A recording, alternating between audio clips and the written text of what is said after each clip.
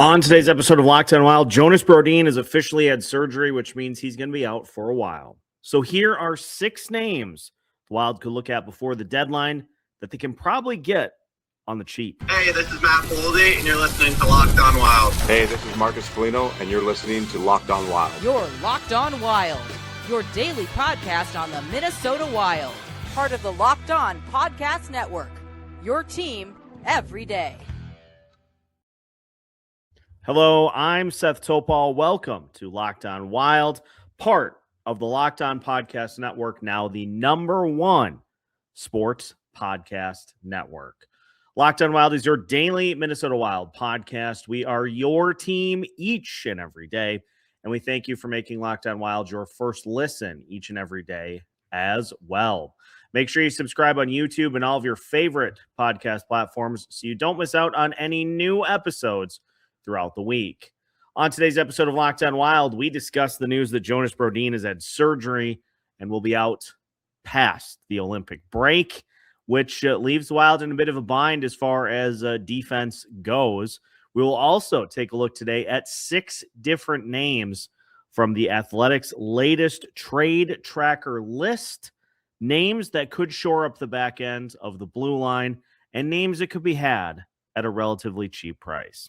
My name is Seth Toupal, host of Locked On Wild, credentialed media member, bringing you beyond the box score with interviews and deep dives into the Minnesota Wild.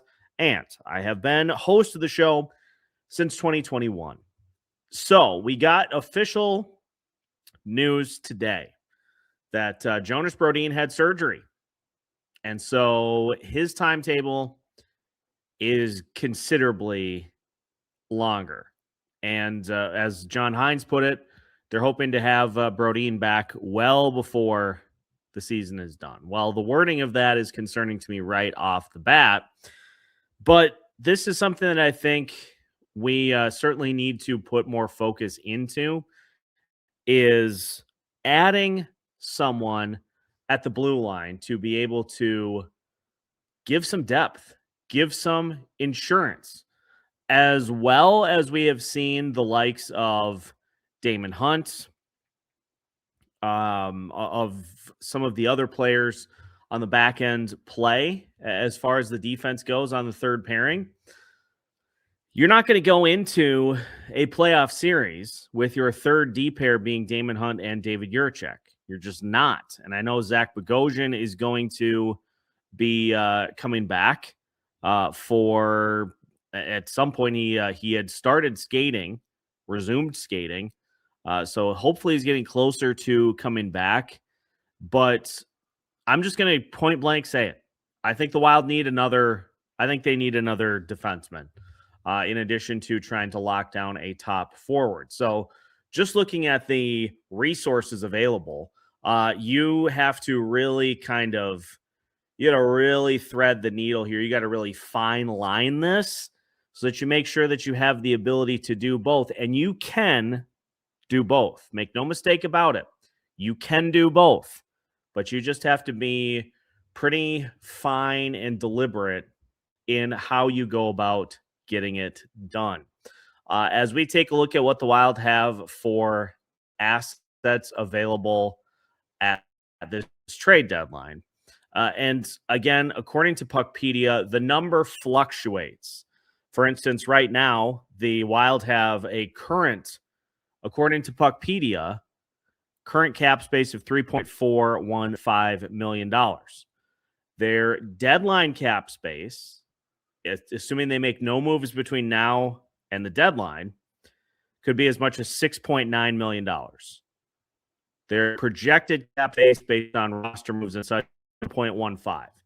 The numbers are all over the place. The numbers move because, again, a reminder, salary cap accrues on a daily basis. So it's not something that you just have a finite number over the course of the season. And it's not like you're handed a $20 bill and they say, okay, go get groceries. Here's all you get.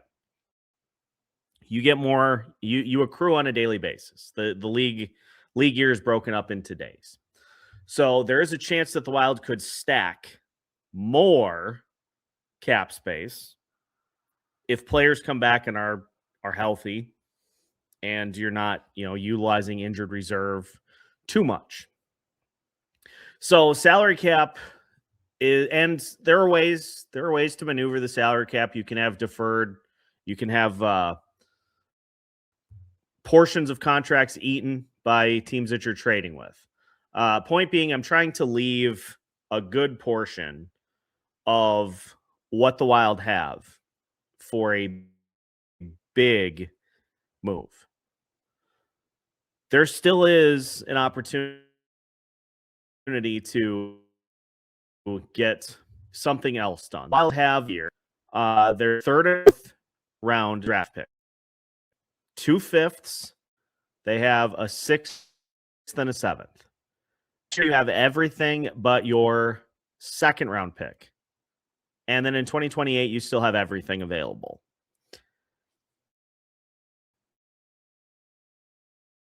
Draft picks are going to become the hot commodity as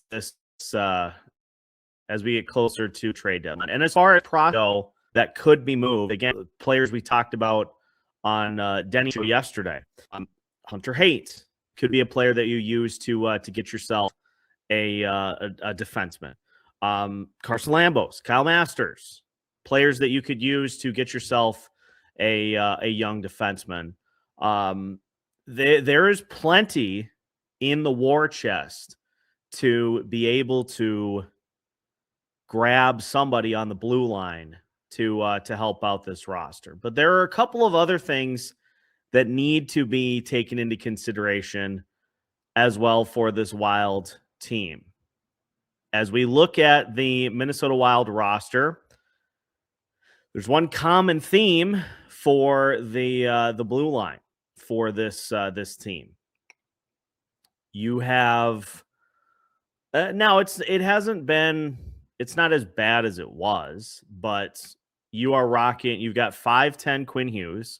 Although a good point to keep in mind with Quinn Hughes, he's pretty good at avoiding contact. So he's not somebody you have to worry about, but Jonas Brodin, Jared Spurgeon, Brock Faber is 6'1", 209, but I think he plays a little bit above his weight. The point being, it's a little bit of a small decor. It's a little bit of a small forward group. So somebody that could come in on the back end and maybe add a little beef, a little heft, and a little bit of an ability to guard the front of the net and to block shots. Those are kind of the qualifiers, I would say, for this defenseman that the Wild would be looking to pick up. Somebody that can clear out the front of the net, somebody that can block some shots, and somebody that isn't afraid to throw their body around. We know what happens when the postseason comes around. Games get tighter, and bigger teams try to exploit that. So those would be the qualifiers that I would use if I am looking at somebody to bring in on the blue line. Because at this point, I need to have somebody else in. And if Jonas Brodin comes back and can slide into the lineup, sure, that's fine.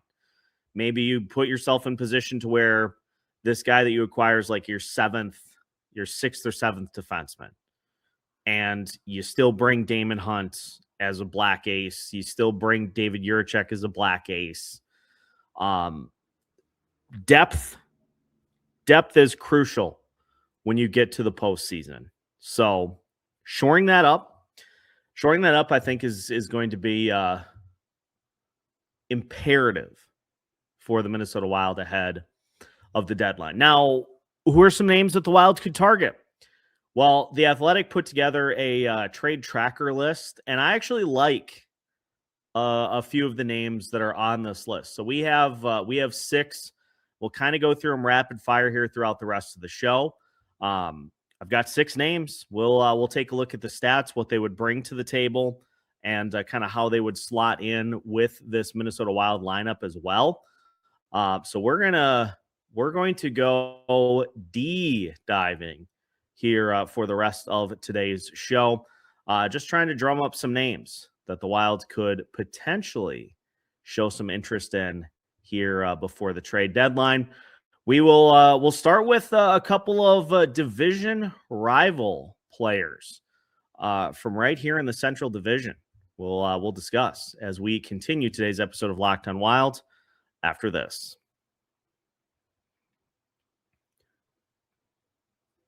Today's episode of Locked on Wild is brought to you by Game Time. There is nothing like being near the ice during hockey season. The speed, the hits, the atmosphere, completely unmatched. Watching at home is great, but being in the building is a completely different experience. The only thing that used to get in the way was actually getting tickets. Long queues, endless screens, and prices changing at checkout. That's why the Game Time app gives the advantage back to the fans. It is the hack for unlocking amazing NHL tickets and experiences in just a few taps. For instance, priority fees are included. You know your total up front with no surprise fees at checkout. And zone deals come in clutch every time. You choose your section, Game Time picks the seats, and you save even more. So take the guesswork out of buying NHL tickets with Game Time. Download the Game Time app, create an account, and use code LOCKEDONNHL for $20 off your first purchase. Terms apply. Again, create an account and redeem code LOCKEDONNHL. That's code LOCKEDONNHL for $20 off at Game Time today. Welcome back to today's edition of Locked on Wild. Once again, we thank you for making Locked on Wild your first listen each and every day. Make sure to like and subscribe so you don't miss out on any new episodes throughout the week. We're on YouTube as well as all of your favorite audio platforms. And make sure that you stick with us as we guide you through the rest of the season. And if you're looking to elevate your Locked on Wild experience, the Everydayer Club is just for you. Ad-free editions of Locked on Wild, plus an opportunity to join the exclusive Locked on Wild Everydayer Club Discord server, the entire Locked on Discord server, where you can join all of your favorite shows every single day. And if that's not enough, the All Access tier is waiting right around the corner as well, with exclusive content and deeper dives with yours truly. Links are in the show notes. More information can be found, again, by checking out the notes for today's episode. So, taking a look at defensive options for the Minnesota Wild as far as beefing up the blue line. And we're going to start with a couple of names from within the Central Division. The Athletic put together a list, Trade Board 4.0. And a couple of the names on the list are from right here in the Central Division. Again, we're looking for back-end blue line help. So it's not anything that's going to be super flashy. You want somebody that can either give you responsible defense and maybe a touch of the physical play. That's mainly what we're looking for here. Because how many times over the last few seasons have we looked at the third pairing and said, yep, they got exposed again. What a shock. Just looking to shore that up just a smidge going into the deadline. So the first name that I want to talk about, Luke Schenn. Luke Schenn, currently playing with the Winnipeg Jets, 6'2", 225. Now, as far as points go, you're not going to get a ton of points from these guys. He's got 6 points on the season in 35 games, 1 goal and 5 assists. But here are the things that I look at. He has 42 blocks in 35 games. He has 109 hits in 35 games. And he's playing roughly 13 minutes, 51 seconds per night on the ice. As far as defensive impact, I like to look at the point shares. How many points in the NHL standings does a player contribute on the defensive end? Schenn is currently at 0.7 defensive point shares and 0.1 offensive point shares this season. Where would that rank amongst Minnesota Wild players this year? Well, as we take a look at the current allotment of point shares on defense, 0.7 would rank just above Danila Yurov for 13th on the team. Now, not a ton of impact, but better than Jiricek and Daemon Hunt. And this is not anything to say against David Jiricek or Daemon Hunt, but when the playoffs come around, everything in your lineup has to be rock solid. Everything's got to be shored up, got to be locked in. So it represents an upgrade over what the Wild currently have on that back end. So what are the particulars here for Schenn? He is making $2.75 million this year, but he is an unrestricted free agent once the season is done. So you are not locked in. He's a veteran guy. He is a 2-time Stanley Cup champion.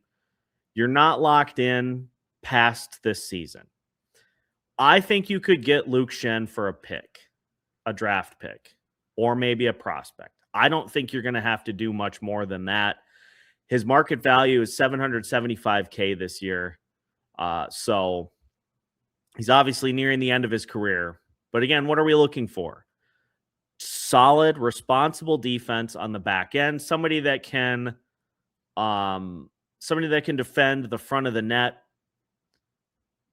And it says right here in his bio, he's a veteran of 1,100 NHL games who effectively protects the area around his net and consistently puts his body on the line as a shot blocker. Draft pick. Done. That's a great spot to start. Another name. This is what a cruel twist of fate this is to bring up the next name on the list. That, of course, is Logan Stanley. Logan Stanley making $1.25 million this year. He is also a 2026 unrestricted free agent. So once the season is done, he's gone. 6'7", unafraid to drop his gloves to defend teammates, and a reach that is basically unmatched around the league. Stanley's stats look like this. Now, Stanley offers you a little bit more offensively. He's got 8 goals and 16 points this year. He's playing 16-ish minutes per night, 16 and a half minutes per night, 56 blocks, 79 hits in 48 games. As far as his point shares go, 1.4 offensive point shares, 2 defensive point shares for a total of 3.4. Where does the 2 defensive point shares rank? 4th on the team, just ahead of Quinn Hughes on the defensive side. So he would be somebody that could come in and could immediately provide value. Big. He could take scraps. He could block shots. I know he has drawn the consternation of many Minnesota Wild fans because of what he did to Kirill Kaprizov. But sometimes you got to dance with the devil to get to where you want to go. So Logan Stanley, again, I think that may cost you a little more because of his production and because of his age. That might cost you a little more than Luke Schenn. And you're trading with a division rival. So I can understand the hesitancy there, but again, I think that would be worth pursuing. And the final name, as far as the divisional foes goes, is Justin Faulk of the St. Louis Blues. As The Athletic points out, with Justin Faulk, a prototypical professional with 1,000 NHL games already under his belt. He's playing more than 23 minutes per night in his 15th season. He's a stout 5-on-5 defender who chips in a bit offensively and generally keeps things steady. He's also a right shot, capable of playing both sides of the ice. As an added bonus, his contract was front-loaded, which means he's owed less in actual cash than his actual cap hit now that he's down to the final 2 seasons on it. So this would be the one player that you would be acquiring that had a little term on the contract. So he'd be on the books next year. So that might make you a little hesitant in that regard. But still, you look at what Faulk has done this season. He's got 11 goals on the season in 50 games, 23 points. He's blocked 91 shots. He has 41 hits. As far as his point shares go, 2.6 defensive point shares this season, which again ranks third. That is more than Jared Spurgeon as far as defensive point shares go this season.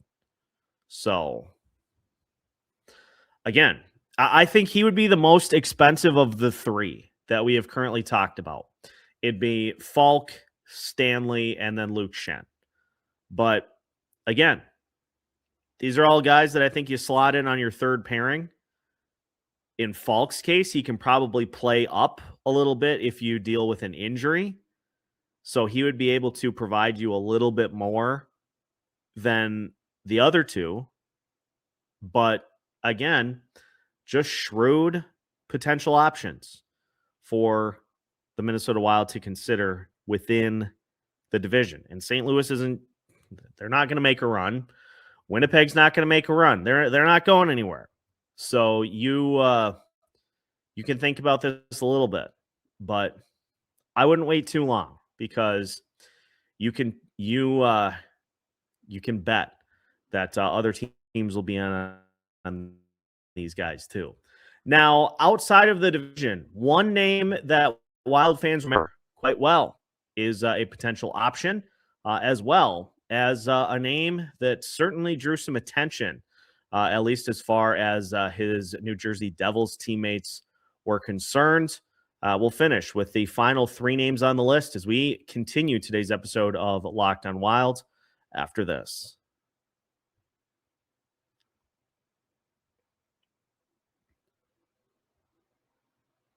Final segment of today's episode of Locked on Wild. Once again, we thank you for making Locked on Wild your first listen each and every day. Again, make sure to like and subscribe so you don't miss out on any new episodes throughout the week. We are talking about third pairing insurance defenseman today.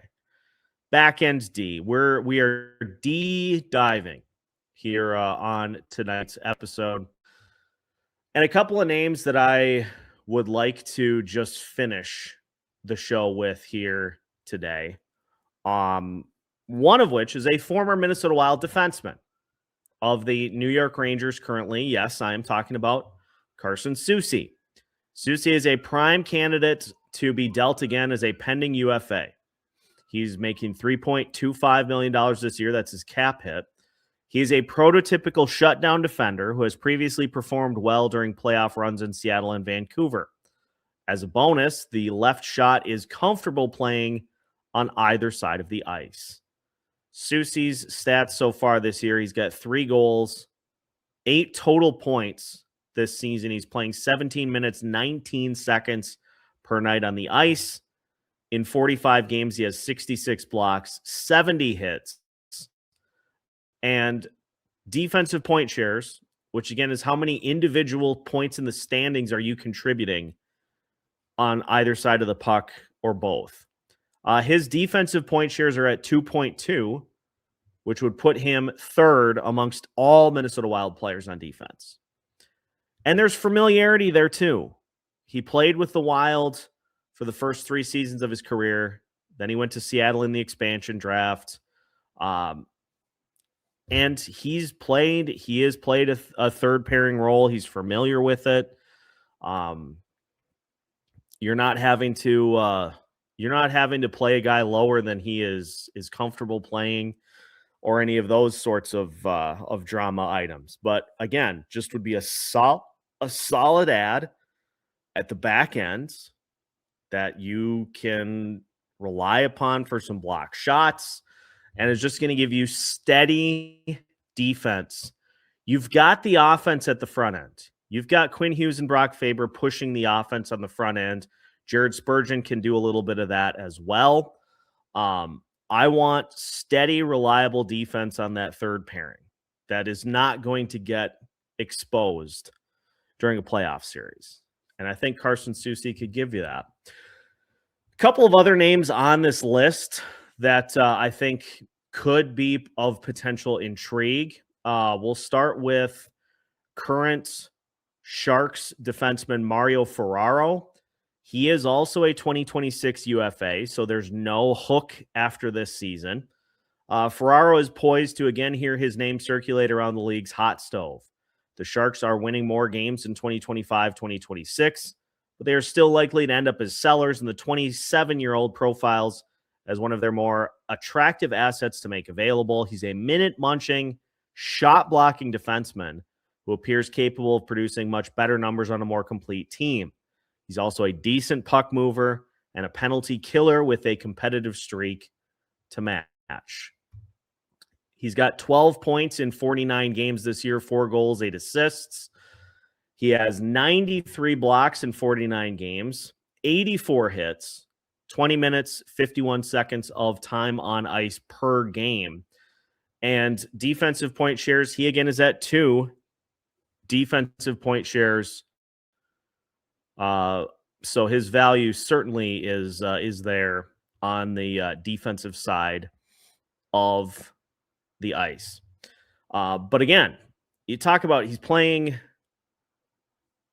20-ish minutes a night. So that might price him out because he's probably a contender is probably looking for him to fill more of a middle role than a third pairing. So you could, you probably would be priced out of what the Minnesota Wild would be looking to accomplish here, but still a name to keep an eye on because you never know. Maybe his market doesn't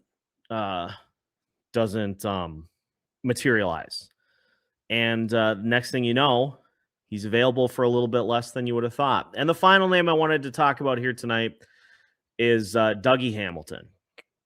Dougie Hamilton of the New Jersey Devils is obviously made some headlines earlier this season because he was healthy scratched by the Devils, or at least it seemed like he was going to be, and then he found his way back into the lineup.